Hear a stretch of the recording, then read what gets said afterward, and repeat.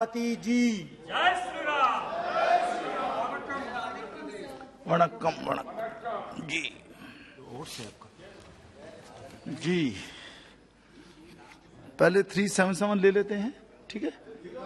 कुछ को जाना है, उसके बाद जीरो कर लेंगे। 377 तो लिस्टेड है ना, ये इसके तुरंत बाद लेते हैं। बहुत समय है हमारे पास, बहुत समय है। हाँ हाँ, जीरो आवर तो अंत तक पहले 377 ले। कुछ बैठिए ना, वो लिस्टेड भी है इसलिए लाइए। हाँ, श्री जगदम्बिका पाल जी जिन्होंने ले कर दिया है वो बता देंगे कि ले कर दिया है, फिर मैं यहाँ नहीं उनको बुलाऊंगा जी। अधिष्ठाता महोदय, मैं आपका आभारी हूँ कि आपने नियम 377 में देश के 25 लाख आंगनबाड़ी कार्यकर्ता और सहायिकाओं के वर्तमान परिस्थितियों के विषय में आपने मुझे उठाने का अवसर दिया।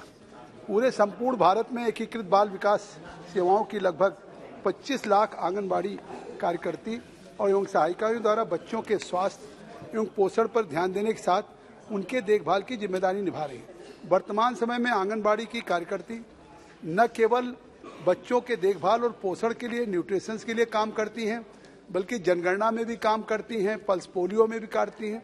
जो भी केंद्र सरकार के राष्ट्रीय कार्यक्रम हैं, उन राष्ट्रीय कार्यक्रमों को जो लिखा हुआ है केवल वही पढ़िए। धरातल पर उतारने की तो लिखा है, सरकार द्वारा नई राष्ट्रीय शिक्षा नीति में 2020 में किए गए प्रावधान में early child care and early education, मतलब ECCE में ही उन्होंने पूरा करने के लिए अपने कर्तव्य का पालन कर रही है। तो एक आज skilled please stick to the देश में पल्स पोलियो, जनगणना और प्रशासनिक कार्य को भी पूरी निष्ठा के साथ काम कर रही। 2019 में प्रधानमंत्री द्वारा देश की आंगनबाड़ी कार्यकर्तियों को 1500 रुपये और सहायिकाओं को मानदेय को 750 रुपये की वृद्धि की गई थी, जिससे उत्तर प्रदेश में अभी भी 4500 केंद्र के द्वारा, 1500 राज्य के द्वारा 6000 मिल रहा है। मौजूदा समय में इतने मानदेय में आंगनबाड़ी की कार्यकर्तियों एवं सहायिकाओं को अपने कर्तव्य के साथ साथ परिवार की जिम्मेदारी निभाने में काफी कठिनाई हो रही। अतः मैं आपके माध्यम से सरकार से मांग करता हूं कि आंगनबाड़ी कार्यकर्तियों को उनके और सहायिकाओं के मानदेय एक स्किल्ड लेबर जो लगभग 15,000 है उसके मानदेय में वृद्धि करने की कृपा करें, तथा उन्हें आज जिस तरह से early child care and education पे हैं और उत्तर प्रदेश में लगभग 56,000 वैकेंसीज भी हैं, प्रमोशन नहीं हो रहे हैं, उसके कारण जो प्रमोशन से सुपरवाइजर के पद हैं वो भी रिक्त हैं, इससे काम बाधित हो रहा है। इसलिए माननीय सदस्य मैं आपका आभारी हूँ। जो आपका लिखा हुआ तो मैं विषय यहाँ पर है वही रिकॉर्ड में जाता है। एक सेकंड धन्यवाद। इसलिए मेरा सभी मान्य सदस्यों से ये मेरा विनम्र निवेदन है कि जो आपने लिख करके दिया हुआ है केवल उसी तक सीमित रहिए, उसको प्लीज डोंट इलैबोरेट दैट। ठीक है जी, थैंक यू। डॉक्टर ढाल सिंह बिसेन जी। राज्य सभापति महोदय, आपने मुझे 377 के अंतर्गत रेल विभाग से संबंधित महत्वपूर्ण मुद्दा उठाने की अनुमति दी। महोदय, विषय मेरा इस प्रकार है। मेरे संसदीय क्षेत्र से गुजरने वाले नैनपुर छिंदवाड़ा रेलखंड के रेलवे गेज कन्वर्सन का कार्य पूर्णता की ओर है। केवल विद्युतीकरण कार्य लंबित है, जिस कारण रेल का परिचालन नहीं हो पा रहा है। सिवनी मुख्यालय में बनने वाले रेलवे स्टेशन और रेक पॉइंट आदि के निर्माण में गुणवत्ता का ध्यान नहीं रखा जा रहा है। स्टेशन एवं रेक पॉइंट के निर्माण कार्य में कथित रूप से घटिया सामग्री का उपयोग किया गया है। ठेकेदार द्वारा कथित रूप से स्टेशन में की जा रही अनियमितता, गुणवत्ताहीन एवं लापरवाहीपूर्ण कार्य करने की वजह से सरकार की छवि को नुकसान हो रहा है। मेरे द्वारा महाप्रबंधक दक्षिण पूर्व मध्य रेलवे जोन बिलासपुर को पत्र लिखकर जांच कराने हेतु लिखा गया था, किंतु इसके बाद भी इस पर कोई संज्ञान नहीं लिया गया है। मेरा आपसे आग्रह है कि सिवनी मुख्यालय में बनने वाले स्टेशन, स्टेशन भवन, प्लेटफार्म, रेक पॉइंट एवं अन्य रेलवे कार्यों की गुणवत्ता की जांच कराई जाकर दोषियों के विरुद्ध कार्रवाई की जाए तथा विद्युतीकरण का कार्य जल्द से पूर्ण करने हेतु अधिकारियों ठेकेदारों को निर्देशित करते हुए सिवनी से रेल परिचालन शीघ्र प्रारंभ कराया जाए, जिससे जिले वासियों को लाभ मिल सके। बहुत बहुत धन्यवाद। विष्णु दयाल राम जी। धन्यवाद सभापति जी। मैं सरकार का ध्यान एक अति महत्वपूर्ण विषय की ओर आकृष्ट करना चाहता हूं। सोन नद से देवरी खुर्द, डंगवार से बड़ेपुर, बुधवा एवं आसपास का इलाका पलामू जिले के अंतर्गत पड़ता है, जहां जबरदस्त कटाव हो रहा है। इस कटाव से पूर्व में ही कई गांव नदी की गोद में विलीन हो चुके हैं। अभी भी कई गांव एवं किसानों की सैकड़ों एकड़ जमीन पर कटाव का खतरा मंडरा रहा है। इस इलाके के लोग त्रासदी से बचाने के लिए त्राहिमाम संदेश भेज रहे हैं। यदि समय रहते कटाव से बचाने के लिए कारगर कदम नहीं उठाए जाएंगे तो पूरा का पूरा इलाका सोन नदी से हो रहे भयंकर कटाव की चपेट में आ जाएंगे। अतः आपके माध्यम से सरकार से अनुरोध है कि सोन नदी से कटाव से हो रही जान माल की क्षति को रोकने के लिए संबंधित मंत्रालय द्वारा कारगर कदम उठाया जाए ताकि जनता राहत की सांस ले सके। धन्यवाद सभापति जी। Shri ET Mohammed Basheer ji. So thank you, sir. Sir, the work of textbook revision and rewriting of the history are moving in a wrong direction. Instead of making our school equipped to meet the challenges of the knowledge-driven society, revisionism of the textbook has been used against the anti of that. I urge upon the government to desist from such a move. It is also prayed that an independent commission consisting eminent academicians be set up to look into the changes in the textbook and its impact on India in future. Thank you, sir. Shri Ashok Kumar Rawat जी।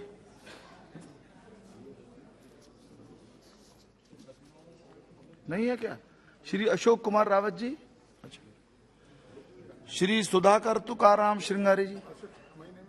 महोदय, सन 2008 में लातूर में हवाई अड्डे का निर्माण हुआ था। वहां से तत्कालीन किंगफिशर एयरलाइन ने घरेलू उड़ानों चालू की, परंतु कुछ समय के घरेलू उड़ान बंद कर दी। लातूर एयरपोर्ट से 2 इंजन वाले ATR किस्म के वायुयान उड़ान जाने की सुविधा उपलब्ध है। लातूर की जनता की काफी लंबे समय से मांग है। लातूर से देश के विभिन्न हिस्सों के लिए घरेलू उड़ान चालू किया जाए। यही नहीं कि लातूर स्थित रेल कोच फैक्ट्री का जल्द से जल्द शीघ्र उत्पादन होने वाला है, जिससे मद्देनजर रखते हुए लातूर के लिए हवाई यात्री यातायात काफी बढ़ने की संभावना है।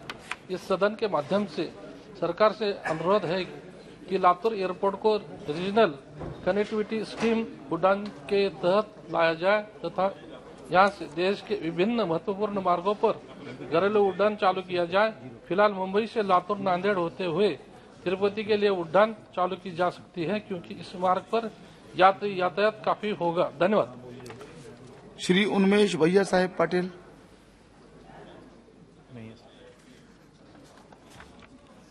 श्री राजू बिष्टा जी। राजू बिष्टा जी। कुंवर पुष्पेंद्र धन्यवाद सिंह। सर। अच्छा है सर, दार्जिलिंग और कालिम्पोंग के पहाड़ी क्षेत्र में 2006 से कोई पंचायत के चुनाव नहीं हुए और 16 साल से क्षेत्र में कोई भी जमीनी स्तर की शासन प्रणाली से जनता वंचित रही है। इसके कारण हमारे क्षेत्र में बड़े पैमाने पर विकास कार्य नहीं हुए। केंद्र सरकार की बहुत सारी योजनाएं लोगों तक नहीं पहुंच पाती। हमारे लोग बुनियादी सड़क, पेयजल, स्कूल, स्वास्थ्य सुविधाओं और सभी सरकारी योजनाओं से वंचित है। राज्य सरकार दार्जिलिंग और कालिम्पोंग जिले में जो पहाड़ी क्षेत्र के लिए मिलने वाले जो पंचायत निधि का कई साल तक उन्होंने दुरुपयोग किया। इसके बाद केंद्र सरकार ने 14वें वित्त आयोग के तहत पहाड़ी इलाकों में जो पंचायतों के लिए दी जाने वाली फंडिंग को रोक दिया। उसके बाद जाकर के पश्चिम बंगाल सरकार ने क्षेत्र में पंचायत चुनाव कराने की घोषणा तो की, लेकिन फिर ये पंचायत चुनाव जो है 2 स्तरीय ही कराने की घोषणा की है और 2 स्तरीय पंचायत प्रणाली असंवैधानिक है और इसके माध्यम से एक बार फिर हमारे क्षेत्र के लोगों के साथ भेदभाव और उनके साथ साजिश हो रही है।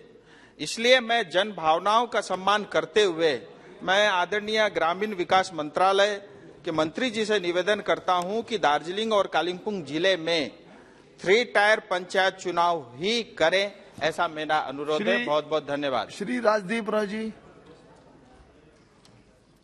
श्री अजय निषाद जी। श्री डॉक्टर मनोज राजौरिया जी। श्री रमापति राम त्रिपाठी जी, डॉक्टर कृष्णपाल सिंह यादव जी। धन्यवाद सभापति महोदय। मेरे संसदीय क्षेत्र गुना के निवासियों द्वारा ललितपुर से चंदेरी होते हुए अशोकनगर, गुना, छबड़ा, कोटा तक राष्ट्रीय राजमार्ग से जोड़ने की निरंतर मांग की जा रही है। यह राजमार्ग चंदेरी जैसी प्रसिद्ध नगरी के प्राचीन किले, एशिया की सबसे बड़े हैंडलूम पार्क जहां चंदेरी की साड़ियां विश्व प्रसिद्ध हैं, को ईसागढ़ के आनंदपुर ट्रस्ट जैसे दार्शनिक स्थलों से जोड़ने का काम करेंगे। मानिए, मेरे संसदीय क्षेत्र के जिला अशोकनगर के प्रसिद्ध ऐतिहासिक नगरी चंदेरी के पास जैन तीर्थ क्षेत्र थोबौंजी भी आता है और ईसागढ़ में आनंदपुर ट्रस्ट और अशोकनगर जिले में प्रसिद्ध धार्मिक स्थल सीता माता का करीला धाम भी आता है। जिले अशोकनगर में 1 लाख की अनाज मंडी है और वहां पर सर्वाधिक गेहूं काफी मात्रा में उत्पादन होता है और जिला गुना में धनिया का उत्पादन होता है जो पूरे देश में इसका निर्यात होता है। यह राजमार्ग पर्यटन और व्यापार की दृष्टि से बहुत अनुकूल है और इसके निर्माण से मेरे क्षेत्र का समग्र विकास होगा। अशोकनगर जिला मुख्यालय को भी राष्ट्रीय राजमार्ग से जोड़ने की मांग जनता द्वारा वर्षों से की जा रही है। मेरा सरकार से आपके माध्यम से अनुरोध है कि ललितपुर से चंदेरी होते हुए अशोकनगर, गुना, छबड़ा, कोटा का राष्ट्रीय राजमार्ग के माध्यम से जोड़ने की स्वीकृति दी जाए, जिससे समाज के हर वर्ग को यात्रा करने में सुविधा होगी। धन्यवाद। श्री उन्मेष बी पाटिल जी।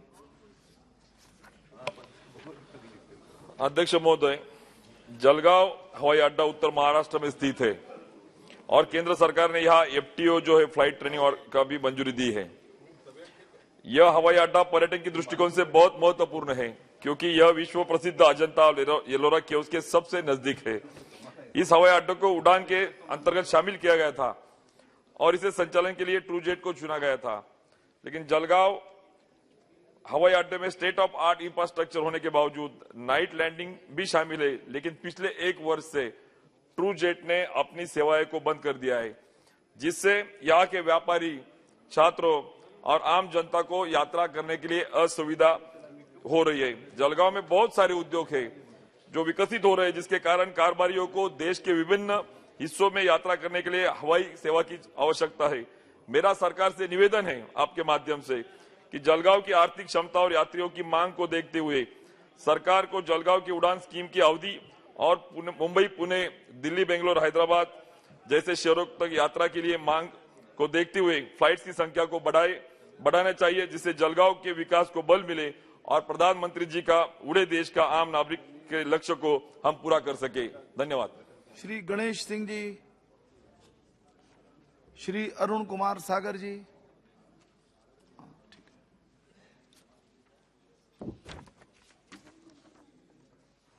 धन्यवाद अध्यक्ष महोदय।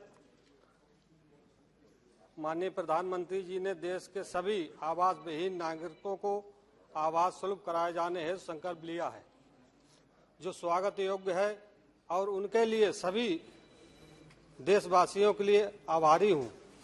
मुझे खुशी है कि माननीय प्रधानमंत्री जी की ग्रामीण आवास योजना के अंतर्गत ग्रामीण इलाकों में आवास उपलब्ध करा दिए गए हैं, लेकिन मेरे संसदीय क्षेत्र शाहजहांपुर के ग्रामीण अंचलों में ऐसे ग्रामीण जिन्होंने अपने सहारे के लिए दीवार बनाकर कोई टीन शीट, खपटैल डाल रखी है, उनके लिए आवास का सपना अभी तक साकार नहीं हो पाया है। मान्यवर, मेरा सरकार से अनुरोध है कि मेरे संसदीय क्षेत्र के सभी आवास विहीन ग्रामीणों को भी प्रधानमंत्री ग्राम आवास योजना के अधीन आवास उपलब्ध कराए जाने हेतु कार्रवाई की जाए। मान्यवर, और मेरा एक और आपसे निवेदन है कि हमारे क्षेत्र में क्योंकि पिछड़ा हुआ इलाका है, उसमें अपने बलबूते पर मजदूरी करके जो गरीब लोग हैं वो अपना दीवार उठाकर ईंटा लगा लेते हैं, लेकिन वहां के कर्मचारी और अधिकारी उनके आवास स्वीकृत नहीं करते हैं, उनके आवास देने का काम नहीं करते हैं। मैं सरकार से मांग करता हूं कि ऐसे लोगों को आवास दिए जाए। बहुत बहुत धन्यवाद अध्यक्ष महोदय। श्री संजय सेठ जी, एक सेकंड नहीं, Shri Rajdeep Rai ji. Chairman sir, thank you for allowing me to read out my representation under Rule 377. Sainik School is a residential school for cadets, providing public school education with an aim to prepare them to join defense services. The school in all the part of the country has excelled in its primary role as a feeder institution to the armed forces and has many ex-Sainik School students to its credit as officers in armed forces, which other than National Defense Academy includes Officers Training Institutes, Indian Military Academy, Air Force Academy and Indian Naval Academy. A good number of ex-students today are IPS and IAS officers also, including many of them joining as doctors and engineers. It is important to mention that state government has allotted 150 bighas of land in my constituency, Silchar, for construction of Sainik School, but the progress is unsatisfactory in the last 1 year. We were under the impression that the courses would have started in 2022, but it was not to be. I shall be thankful if you kindly ask the appropriate ministry to expedite the construction of Sainik School allotted to Silchar Lok Sabha at the earliest for the benefit of the entire Northeast region. Thanking you. आपने जो लिख करके दिया है वो तो बहुत छोटा था, 3 सब वाक्य दिए हैं, तो वही तो मान्य होगा। I will lay this. चलिए चलिए, हो गया पूरा विषय आपका। हाँ, thank you. चलिए, श्री गुमान सिंह दामोर जी। धन्यवाद सभापति महोदय, आपने मुझे लोक महत्व के विषय पर बोलने की अनुमति दी। माननीय सभापति महोदय, मेरी लोकसभा क्षेत्र का झाबुआ मध्य प्रदेश का सर्वाधिक जनजाति बाहुल्य जिला है। इस जिले में sickle cell anaemia, silicosis, fluorosis, thyroid, vector आदि बीमारियों की बहुतायत है। गरीब जनजाति जनता को स्वास्थ्य सुविधाएं उपलब्ध नहीं होने के कारण बहुत परेशानी होती है। इस कारण इस जिले की गरीब जनता इलाज हेतु पड़ोसी राज्य गुजरात पर निर्भर रहना पड़ता है। जिले में पर्याप्त सुविधाएं नहीं होने के कारण इलाज हेतु अत्यधिक समय एवं धन का व्यय करना पड़ता है। जिले की जनता की काफी समय से मेडिकल कॉलेज की मांग कर रही है ताकि उन्हें पर्याप्त सुविधाएं मिल सके। सभापति महोदय, मैं आपके माध्यम से स्वास्थ्य मंत्रालय से अनुरोध करता हूं कि झाबुआ जिले में मेडिकल कॉलेज खोलने की पहल करें। श्री संजय सेठ जी। सभापति महोदय, राष्ट्रीय उन्नत विनिर्माण प्रौद्योगिकी संस्थान निफ्ट की स्थापना भारत सरकार के द्वारा रांची में यूनेस्को के सहयोग से 1966 में की गई थी। इसका मुख्य उद्देश्य मेटल मैन्युफैक्चरिंग के क्षेत्र में कुशल मैन पावर उपलब्ध कराना था। इस तरह की शैक्षणिक गतिविधियां वाला यह देश में एकमात्र संस्थान है। पिछले 50 वर्षों में इस संस्था ने देश विदेश में विभिन्न स्तरों पर काम करके अलग पहचान बनाई है। देश के मेटल मैन्युफैक्चरिंग क्षेत्र में हो रहे विस्तार के लिए इस संस्थान की संभावनाओं को देखते हुए इसे NITSER एक्ट के तहत लाने की प्रक्रिया आरंभ हुई है। इसके लिए समिति का गठन भी हुआ। 2019-20 में NITSER एक्ट में शामिल करने की अनुशंसा भी हो गई, परंतु दुर्भाग्य रहा कि यह कार्य नहीं हो सका। राष्ट्रीय स्तर का यह संस्थान झारखंड स्टेट यूनिवर्सिटी के साथ एफिलिएटेड है। इसी वजह से इसके शैक्षणिक संभावनाओं और कैरियर संबंधी गतिविधियों को लेकर विद्यार्थी सशंकित हैं। इन्हें कई प्रकार की बाधाओं का सामना करना पड़ रहा है। मेरा सदन से आग्रह है कि इस ऐतिहासिक संस्था को राष्ट्रीय स्तर पर पहचान दिलाई जाए, इसकी स्वायत्तता के लिए काम हो, ताकि प्रधानमंत्री जी के make in India, made in India और आत्मनिर्भर भारत जैसे विजन को सार्थक बना सके, उसे धरातल पे उठाया जा सके। मेरा यही आग्रह सदन से आपसे है। पुष्पेंद्र सिंह चंदेल जी।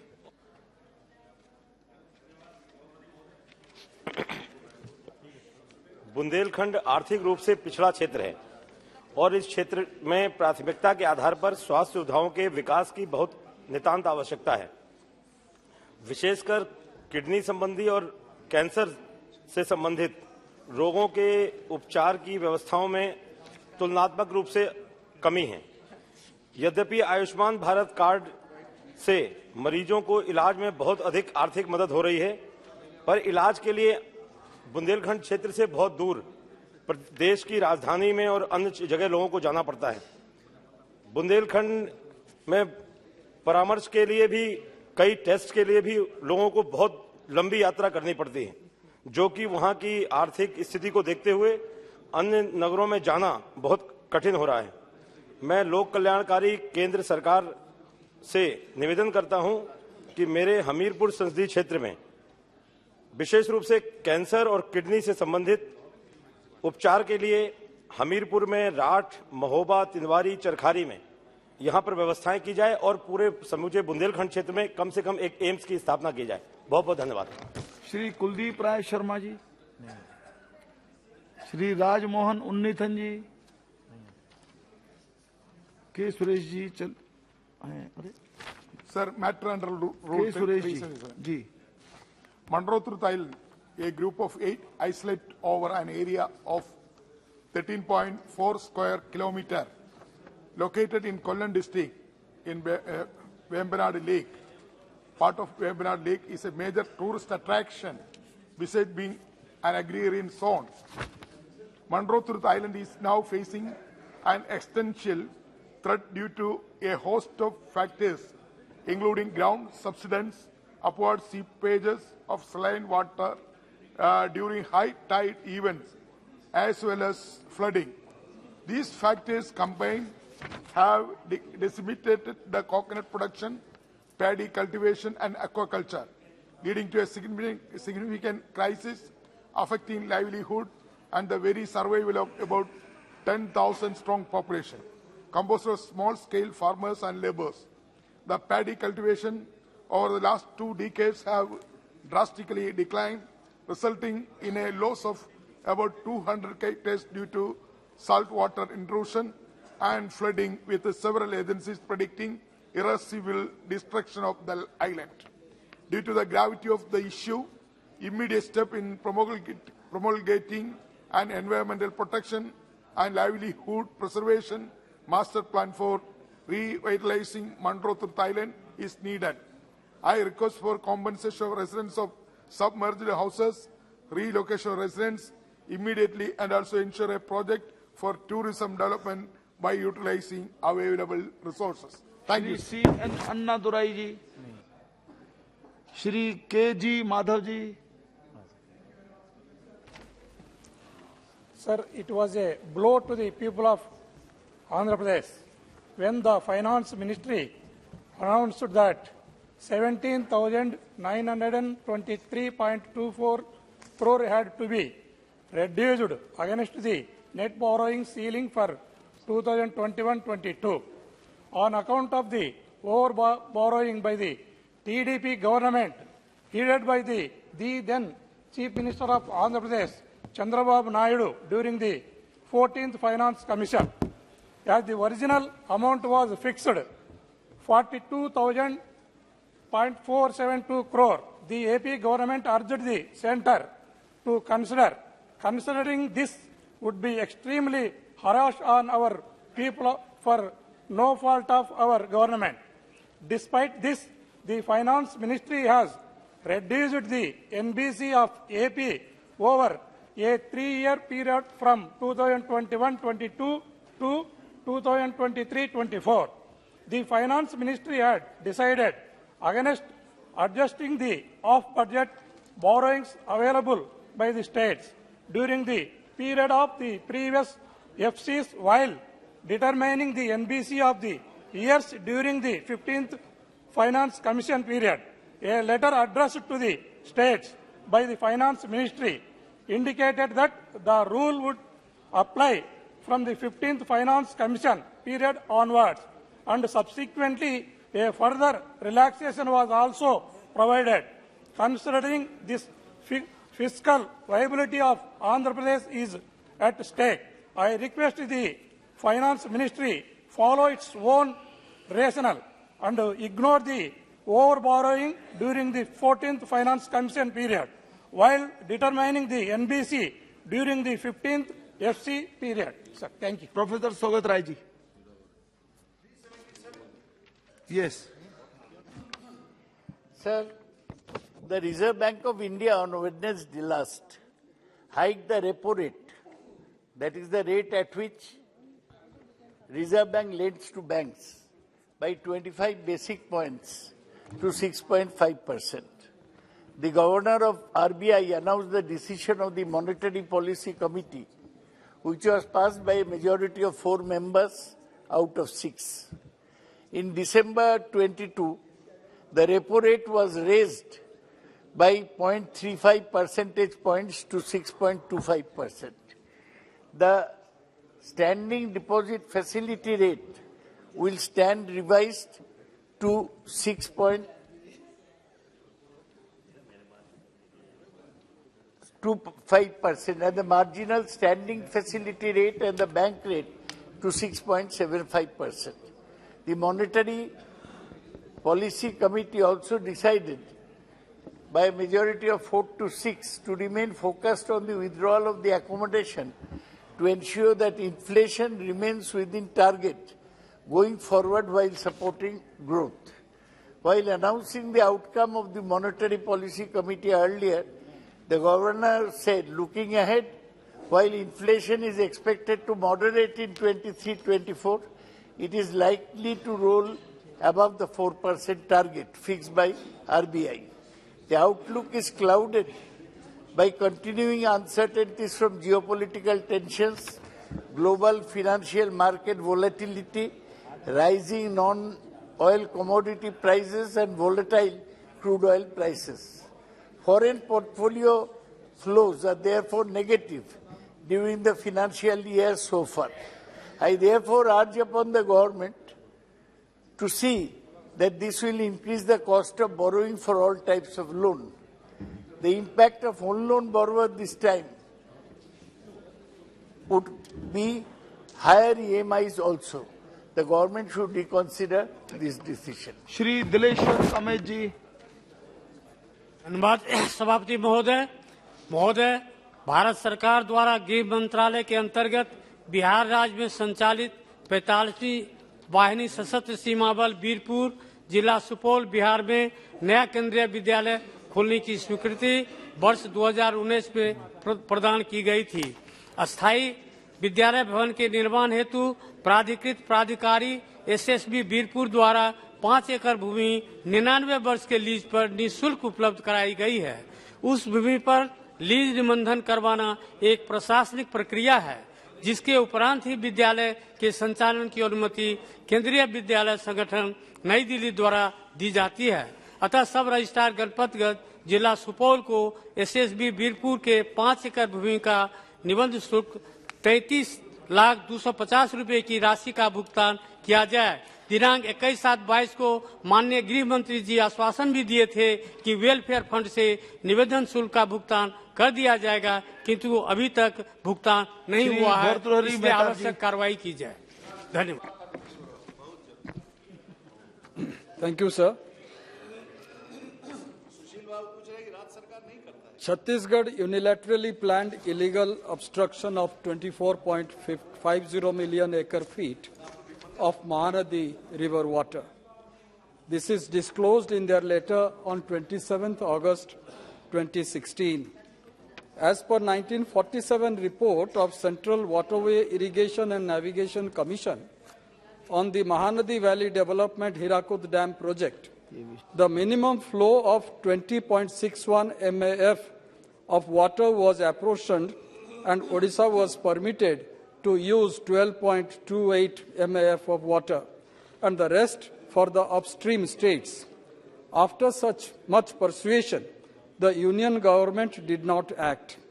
Ultimately, Odisha government went to the apex court and it referred the matter to be decided by a tribunal.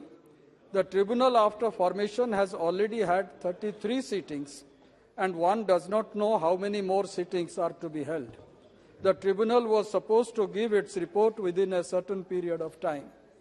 I would urge upon the government to find out whether state of Chhattisgarh during its project planning has considered the Ministry of Environment and Forest and Climate Change guidelines for minimum environment flow. How many water arresting structures have been constructed by Chhattisgarh across Mahanadi? Whether dams inside Mahanadi basin of Chhattisgarh are being operated by any standard operating procedure whether Chhattisgarh has kept any provision in their reservoirs to absorb flood water temporarily for the safety of Hirakud Dam in Odisha. The answer is big no. Should not the centre intervene? Flow of water from Mahanadi has stopped fully before we have reached mid of February 2023. Still, there are 4 more months of summer. Today, the water level in the Hirakud Reservoir is 622.97 feet. And every day, 10,000 cubic feet of water has to flow in our canal system and for power generation, both for irrigation and generation of power. I urge upon the government to ensure flow of water from Chhattisgarh to Mahanadi River as per the Ministry of Environment and Forest and Climate Change guidelines. Thank you, sir. Shrimati Sangeeta Azad ji. धन्यवाद सभापति महोदय, जो आपने मुझे नियम 377 के अधीन बोलने का समय दिया। उत्तर प्रदेश में 17 जातियां जिनमें कहार, कश्यप, केवट, मल्ला, निषाद, कुमार, प्रजापति, धीवर, बिंद, भर, राजभर, बातम, तुरहा, गोड़िया, माझी, धीमर व मछुआ को अन्य पिछड़ा वर्ग से हटाकर अनुसूचित जाति का अनुपात बढ़ाते हुए अनुसूचित जाति में शामिल किया जाए। यह जातियां शुरू से ही लड़ाकू रही और इनके पूर्वजों ने मुगलों और अंग्रेजों से लोहा लिया है और देश की आज़ादी में अपना योगदान दिया है। इन्हें नदी, पठार, बर्फ आदि कठिन क्षेत्रों में रहने का अनुभव है। इसलिए अग्निवीर योजना में ऐसी जातियों को शामिल किया जाए और अहिर, चमार, राजभर आदि रेजिमेंट बनाकर इनको सम्मान दिया जाए। साथ ही मेरी सरकार से मांग है कि आजमगढ़ में अग्निवीर प्रशिक्षण केंद्र खोला जाए और यहाँ अग्निवीर जवानों को ट्रेनिंग देकर भारत की सीमा पर जहाँ उनकी आवश्यकता हो वहाँ भेजा जाए। ये देश की रक्षा और सम्मान बढ़ाने में कोई कमी आने नहीं देंगे।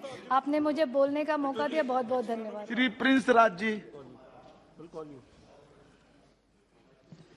धन्यवाद अध्यक्ष महोदय, आज आपने मुझे नियम 377 के अंतर्गत बोलने का मौका दिया। हाँ जी महोदय, आज मैं अपने संसदीय क्षेत्र समस्तीपुर के अंतर्गत आने वाले कुछ स्थान के बारे में बोलना चाहूंगा। महोदय, ये इस क्षेत्र की अपनी विशेषताएं भी हैं, साथ में इसकी अपनी कमी भी है। कमियां ये हैं कि यह क्षेत्र बाढ़ प्रभावित क्षेत्र है। साल के कई महीने बाढ़ के पानियों में डूबा रहता है और यहाँ के जो आम जनता है, यहाँ के किसान, यहाँ के व्यापारी, उनको काफी कठिनाइयों का सामना करना पड़ता है। लेकिन साथ ही साथ इसकी अपनी विशेषताएं भी हैं। उस विशेषता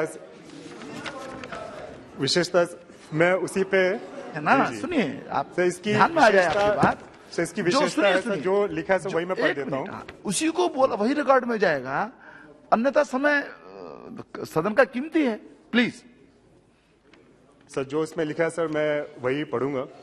सर, इसकी अपनी विशेषता है सर, यह क्षेत्र कोसी, कमला बलान, करे नदी के संगम के तट पर सर बसा हुआ एक अत्यंत मनमोहक क्षेत्र है सर। इसकी विख्यात शिव मंदिर एवं इतिहास लगभग जो 500 साल पुराना है सर। इस प्रसिद्ध मंदिर को मिथिला का बाबा धाम भी कहा जाता है।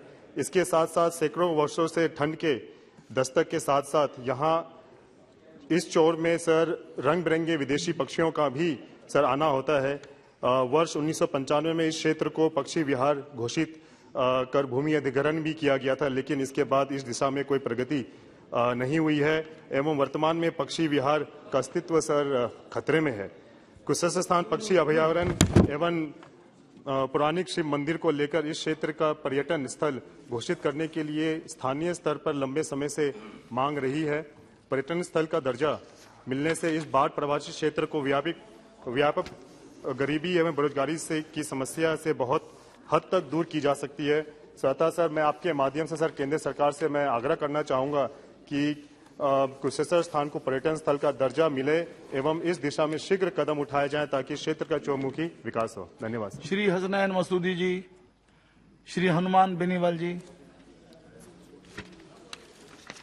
सभापति महोदय, आपने 377 के माध्यम से महत्वपूर्ण विषय पर बोलने का अवसर दिया, धन्यवाद। राजस्थान में मनमाफिक रूप से ली जा रही बजरी की दरों और अवैध खनन से उत्पन्न स्थिति पर सरकार का ध्यान आकर्षित करना चाहूंगा। तो बजरी माफिया राजस्थान के सिस्टम पर इतना हावी है कि आज आम आदमी का घर बनने का दूर तो रिपेयरिंग करने का सपना भी सही से पूरा नहीं हो रहा है, क्योंकि पूरे राजस्थान में अधिकांश जगह एक ही समूह को बजरी का ठेका दिया हुआ है और राजस्थान की विगत सरकार में उसी के पास ठेका था जिसकी मोनोपोली शासन प्रशासन हावी है। और सुप्रीम कोर्ट द्वारा बजरी खनन से रोक हटने के बाद माफिया इस कदर हावी है कि 550 से लेकर 600 रुपए से अधिक राशि प्रति टन वसूल की जाने लगी। और मैं आपको उदाहरण देते हुए अवगत कराना चाहता हूं कि पीएम आवास योजना के तहत गरीबों को आवास बनाने के लिए सामग्री के लिए मिलने वाली अधिकतर राशि बजरी की खरीद में व्यय हो जाती है। ऐसे में उसका घर बनने का सपना पूरा कैसे होगा, चिंता का विषय। बजरी खनन में सरकार के राजस्व खाते में 50 रुपए प्रति टन जमा होते हैं, जिसमें 45 रुपए प्रति टन रॉयल्टी, 10% डीएमएफटी और 2% आरएसएमटी मिलाकर 50.50 रुपए का राजस्व सरकार को मिलता है। लेकिन ठेकेदार द्वारा 10 गुना अधिक राशि प्रति टन वसूल की जा रही है। विगत दिनों बाड़मेर के बालोतरा में बजरी की दर कम कराने हेतु आरएलपी ने बड़ा आंदोलन भी किया, लेकिन राज्य सरकार अब भी दरों को कम करने के लिए गंभीर नहीं, इसलिए केंद्र इस मामले में हस्तक्षेप करे और नदी नालों के अस्तित्व को बजरी माफिया से बचाने के लिए हस्तक्षेप करते हुए बजरी की दर कम करवाएं। वे किसानों को उनकी खातेदारी में छोटी लीज के पट्टे बजरी खनन देने की आवश्यक कार्रवाई कराएं। सभापति महोदय, बजरी का मामला है, पूरा देश सदन की ओर देख रहा है, राजस्थान सरकार सुन नहीं रही है। बिट्टू जी आप परेशान क्यों करो? बिट्टू जी कुछ रिकॉर्ड में नहीं जा रहा, कुछ रिकॉर्ड, हनुमान जी कुछ भी रिकॉर्ड में नहीं जा रहा। और श्री अशोक कुमार रावत जी दोनों